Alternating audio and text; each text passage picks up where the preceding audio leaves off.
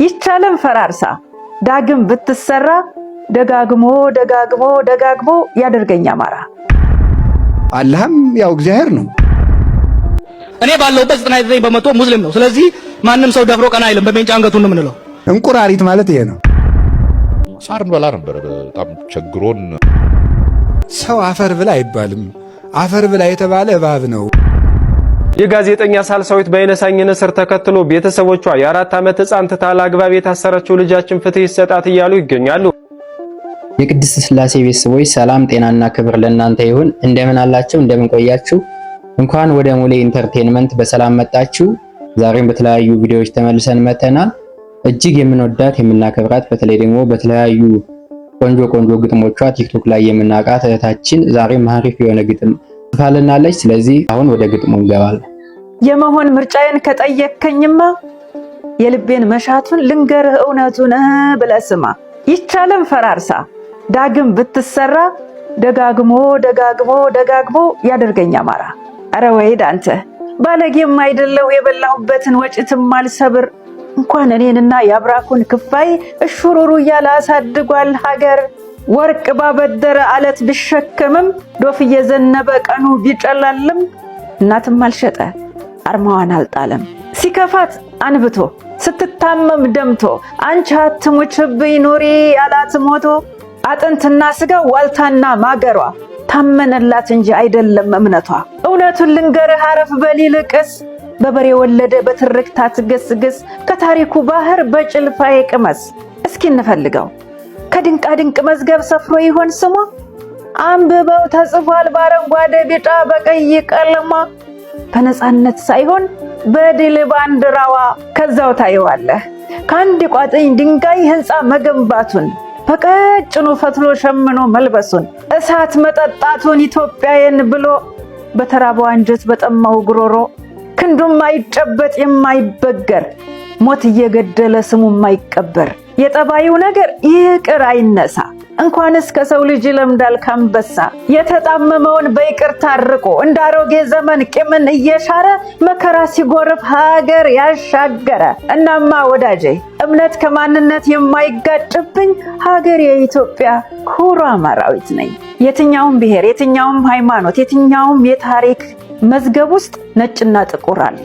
የሚበጀንን የሚያሰባስበንን የሚያስታርቀንን ነገር መርጠን እንያዝ። እዛች ሀገር ላይ የተሰራ እንደ ሃይማኖትም ይሁን እንደ ብሔር የሚያሳፍር ነገር ካለ ሁላችንም እንደ ሀገር ነው የሚያሳፍረን። የሚያኮራን ነገር ካለ ደግሞ እንደ ሀገር ነው የምንኮራበት የምንጠራበት። አብራችሁኝ ስለነበራችሁ ከልብ እያመሰገንኩኝ በሌላ ቪዲዮ ተመልሰን እስከምንገናኝ ድረስ በያላችሁበት ሰላማችሁ ብዝት ይበልልኝ። እጅግ ልብ የሚያረካ ደስ የሚል ግጥምነታችን አቅርበንላለች። ሁላችሁም ይህን ቻናል ሰብስክራይብ በማድረግ እንዲሁም ቪዲዮ ላይክ በማድረግ አብራችሁን እስከ መጨረሻው ድረስ ቆዩ። ቀጥታ ወደ ሌላ ቪዲዮ እናልፋለን። ያው ነው አላህም ያው እግዚአብሔር ነው። ያው ነው ይላል። እንቁራሪት ማለት ነው።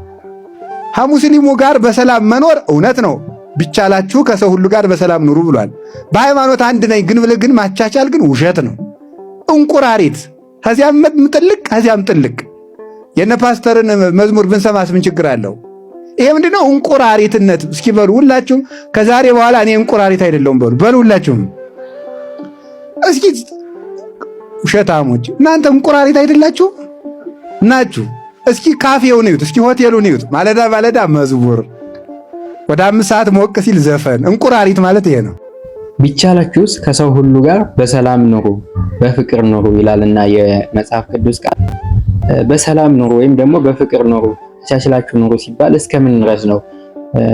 ምን ደረጃ ድረስ ነው አብረን በሰላም የምንኖረው የሚለውን እስኪ አባታችን ርዕሰ ሊቃውንት አባ ገብረ ኪዳን ግርማ ያስተማሩት ትምህርት አለና አብረን ተከታትለን እንመለስ። ከኦርቶዶክስ ተዋህዶ እምነት ውጪ ያለ እምነት ከአጋንንት የባሰ እምነት ነው። አጋንንት አምላካቸውን አውቀዋል። ሌላው ግን ክርስቶስን ይሰድባል። ለምን? ኦርቶዶክስ ተዋህዶ የምትለው አምላክ ነው የምትለው። ሌላው ግን አንዱ ነቢይ ይለዋል፣ አንዱ አማላጅ ይለዋል። ቤተ ክርስቲያን ግን መድኃኒት ሕይወት ትለዋለች። ከጋኔን ብዙዎቻችን በተለይ ደግሞ አንዳንድ አለመግባባት ሲፈጠሩ ሰውን አፈር ብላ ብለን እንሳደባለን እና ይህን አስመልክቶ እንደው ተገቢ ነው ወይ የሚለውን አንዳንድ ጊዜም ሰው የተፈጠረው ከአፈር ነውና አፈር ብላ ብለን መሳደብ እንደ ስድብ የማንቆጥረውም አለንና እጅግ የምንወዳቸው አባታችን ርዕሰ ሊቃውንት አባ ገብረ ኪዳን ግርማ እንዲህ ያስተምሩናል። እስኪ ተከታተልናቸው እንመለስ። እንደው የኔታ ሊቀ ሊቃውንት ዕዝራ አንድ ጊዜ ምን አሉ? ሰው አፈር ብላ አይባልም፣ አፈር ብላ የተባለ እባብ ነው ብለዋል። አፈር የእባብ ምግብ ነው። ሰውን አፈር ብላ ማለት አምሳለ እግዚአብሔርነቱን መናቅ ነው ብለዋል። እውነታቸውን እኮ ነው። ሰው ባሪያ እግዚአብሔር በአምሳለ እግዚአብሔር ተፈጥሮ አፈር ብላ ማለት እባብ ነህ ማለት ነው። እግዚአብሔር ብልዕ መሬተኪ ያላት ማንን ነው? እባብን ነው አፈር ብያ ያላት። ሰው አፈር ብላ አይባልም። ሰው ሰይጣን አይባልም። አንተ ሰይጣን፣ ይሄ ሰይጣን አይባልም። ወይ ጉድ! ሰው እንኳን ብለነው ራሱ ሰይጣን ይሆን አስቸግሮ የለም። የዋናችሁ መሰለኝ። እንደው እየከፋን መስሎኝ እንኳን ነገራችሁት። ሰው እኮ ክፉ ነህ ሲሉት አንዳንድ ጊዜ ወድስ ወለሰብ በዘይኮነ ድልወቱ ይላል ሲራክና የገጠር ቄስም በደንብ ይጠቅሳታል እና ወድስ ወለሰብ በዘይኮነ ድልወቱ እንደው እውነታቸውን ነው። እንደው አባቶች ካህናት እንደው ወርቅ ስነ ምግባር ጥቅስ ያውቁታል። እንደው ሲያመሰግኑት ሰው እንደው ንፉጉ ሰውዬ አንተ እኮ ለጋስ ነህ ሲሉት አዎ እንደው እውነታችሁን ነው ይላል። ንፉግ እንደሆነ ውስጡ እያወቀ ነው፣ ያበረታዋል ማለት ነው። እንደዚህ ማድረግ ግን ተናግሮ ሰውን ለሰይጣን አሳልፎ መስጠት ግን ተገቢ አይደለም እና ንግግር አስቦ መናገር ይገባል። ሁልጊዜ መልካም ነገር መናገር ተገቢ ነው። ጋዜጠኛ ሳልሳዊት በየነሳኝን እስር ተከትሎ ቤተሰቦቿ የ4 ዓመት ሕፃን ትታ አላግባብ የታሰረችው ልጃችን ፍትህ ይሰጣት እያሉ ይገኛሉ። ቀደም ሲል በዋልታና በፋና ቴሌቪዥን የምትታወቀው ጋዜጠኛ ሳልሳዊት በየነሳኝ ሰኔ 1 ቀን ከአዲስ አበባ መኖሪያ ቤቷ ለጥያቄ ትፈለጊያለሽ በሚል በፖሊስ ቁጥጥር ስር ውላ በአሁኑ ወቅት በፒያሳ ጊዮርጊስ 3ኛ ፖሊስ ጣቢያ ትገኛለች። ከተያዘች 1 ሳምንት ቢሞላትም እስካሁን ፍርድ ቤት እንዳልቀረበችና የተያዘችበት ይፋዊ ምክንያት እንዳልተገለጸላት ቤተሰቦቿ ለዶቼ ቬለ ተናግረዋል። የክስ መዝገቡ በነ ዲያቆን ዘላለም መዝገብ ስር በመሆኑ እስሯ በቅርቡ በአርሲ ወገኖቻችን ላይ የደረሰውን ጥቃት አስመልክቶ በማህበራዊ ሚዲያ ገጿ ካንጸባረቀችው ጠንከር ያለ አቋም ጋር የተያያዘ ሊሆን እንደሚችል እህቷ ተናግራለች። ሐሳባችሁን በኮሜንት አጋሩኝ። ፎሎ በማድረግ ቤተሰብ ሁኑ። ጀዋር መሐመድ በአንድ ወቅት እንዲህ ብሎ ነበር። እስኪ ቀጣዩን ቪዲዮ እንከታተለው። እኔ ባለሁበት 99% ሙስሊም ነው። ስለዚህ ማንም ሰው ደፍሮ ቀና አይልም። በሜንጫ አንገቱን ነው የምንለው። ታዲያ ሰሞኑንም በአርሲ ላይ እየተፈጸመ ያለውን ግፍ አስመልክቶ የአርሲ ዞን የጸጥታ ኃላፊ አቶ ስንታየው ጥላሁን እንዲህ ብሎ ተናግረዋል። ይህ ጦርነት ሸኔ እንደሚያደርገውና ሸኔን ብቻውን እንዳልሆነ የነ ጀዋርም ኃይል እንዳለበት እንደውም እነ ጀዋር መሐመድ ሽብር ለመፍጠር ለሸኔ ድጋፍ እያደረጉ እንዲሁም እያስታጠቁ እንደሆነ ጭምር ተናግረው ነበር። ይህንን ቪዲዮ እስኪ የጸጥታ ኃላፊው የተናገረውን ቪዲዮ ቀንጨብ አድርጌ ላሰማችሁ። ያለው ሽብር የሚጠምቀው ሰውን የሚገድል ሰውን የሚያስር ገንዘብ የሚጠይቅ ይህን የሚያደርግ የሸኔ ኃይል ጥቃት የሚያደርገው የሸኔ ኃይል የነ ጀዋር በፖለቲካ በተለያየ መንገድ እሱ እየመገባቸው እሱን መሰል እያስታጠቋቸው ፈንድ እያደረጉላቸው ሽብር ለመፍጠር በህዝቡ መካከል ግጭት ለመፍጠር የሚያደርጉ ኃይሎች መሆኑ የኢትዮጵያ ህዝብ ሊያውቅ ይገባል። እነሱ ኦርቶዶክሳውያንን ለማረድ በዚህ ልክ ይመካከራሉ። እኛ ደግሞ በዘርና በጎሳ በደንብ ተከፋፍለናል። እመቤቴ ልንገራችሁ፣ ኦርቶዶክሳውያን አንድ ካልሆንን አሁንም ማለቃችን አይቀርም። ፍትህ ለአርሲ ኦርቶዶክሳውያን። አሁንም በሰሜንም በደቡብም በምስራቅ አርሲም ያላችሁ ኦርቶዶክሳውያን እየተገደልን ያለነው በማህተባችን ምክንያት ብቻ ነው። ስለዚህ በቋንቋ በምናምን መከፋፈላችን እንትተን ዛሬ አንድ እንቁም እንጂ የሚያተርፈን አባት የሚያተርፈን ጥቁር ለባሽ የለም። ራሳችንን እናትርፍ። የሚያተርፈን ኦርቶዶክሳዊ አንድነታችን ነው። ቤተክርስቲያኑን ካቃጠሉ በኋላ ቤተክርስቲያኑን ያቃጠልነው አረንጓዴ ቢጫ ቀይ ባንዲራ ስላለበት ነው እያሉ መግለጫ ይሰጣሉ። በየቲቪያቸው እነሱ ማስተባበያ ይሰጣሉ። አሁንም ኦርቶዶክሳውያን እጅ ለእጅ እንያያዝ፣ ድምፅ እንሁናቸው ለአርሲ ኦርቶዶክሳውያን። ቤተክርስቲያን ራሳችሁ እርስ በርስ ተመካከሩ። አው ምናልባት በየቤተ ክርስቲያኑ አስተዳዳሪዎቹ ሁላ ካድሬ የሆኑበት ጊዜ ነው። መርቶ ወደፊት የሚመራቸው የለም። ግን ወጣቶች አስቡበት። ፕሮፌሰር ብርሃኑ ነጋ አሁን ላይ የትምህርት ሚኒስተር ሆነው የሚያገለግሉ በአንድ ወቅት ወቸው ጉድ ፖድካስት ላይ ቀርበው እንዲህ ብለው ነበር። ሳር እንበላ ነበር። በጣም ቸግሮን ዋን ፖይንት በጣም ማለት ነው። ሳር ያጭድን እየቀቀልን ፓርስሊ ነው እንትን ጋር ትንሽ ይሄ ማነው ወዲ አተር የሚባል የማሽላ አይነት እንትን አለ ማሽላ ነው እና በጣም እንትን ነውና ደረቅ ነው። እሱን በጣም ስትቀቅል ያብረሽ ጎመን ማነው እንደ ጎመን ሳር ማን ሐሳቡ የሚያመጣው የሆነ ሰው ነው አሳር ለምናም በላም የዩኒቨርሲቲ ልጆች ነበሩ፣ ሳይንስ ተማሪዎች ነበሩ ምናምን ትንሽ የሚያውቁ ትንሽ ግሪን ያስፈልገዋል ከንቱም ጋር አለ በለዚያ የድርቀት ምናምን ያመጣል ብለው ነው መሰለኝ። ግን ረሃብ ነው በቃ ጀስት ሆድሽን መሙላት ራሱ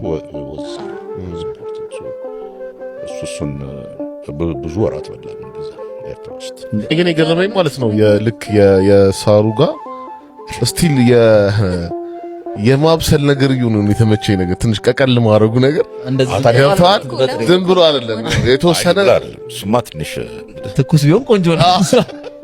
ከወድ ሀገር ጋር እየቀላቀል ሳር እንበላ ነበር የሚል ቃለ ምልልስ አይቼ እንግዲህ ወደ እናንተ አምጥቼላችኋለሁና ይህንን የሚያመጣሁት በዋናነት ሳር መብላታቸው አስገርሞኝ ሳይሆን ምን እንግዲህ ችግር ምን ያህል አስከፊ እንደሆነና በተለይ ደግሞ ረሃብ ምን ያህል ከባድ እንደሆነ ሲያሳይ ነውና አሁን ላይ በተለያዩ ሀገራችን ክፍሎች በስደት ላይ ያሉ እንዲሁም በአርሲ አሁን ሰሞኑን በተነሳው ከበፊት ባለው በጣም ብዙ ወገኖቻችን በሺህ የሚቆጠሩ ወገኖች ስደት ላይ እንዳሉ በተለይ ደግሞ አሁን ሰሞኑን እየሰማን ነው እንዳለው በአቦምሳ ከተማ በጣም ብዙ ስደተኞች እንዳሉና ከተማውንም ለቃችሁ ውጡ ማለትስ እንደደረሱ ሁሉ እያየን ነውና ለነሱ ሁላችንም ምን ማድረግ አለብን? ከኔ ምን ይጠበቃል? የእያንዳንዳችን አስተዋጽኦ ምንድነው የሚለውን ሁላችንም ብናስብበት በሰውኛ አስተሳሰብ ማለት ነው። እንግዲህ የሞቱት ሙተዋል ያሉትን ደግሞ ለማትረፍ ስለዚህ ለተሰደዱ ወገኖቻችን በምንችለው እርዳታ እንድንለግስ ሁላችንም መልካም ፈቃዳችን እንዲሆን ያው ቆም ብለን እንድናስብበት ለማለት እወዳለሁ።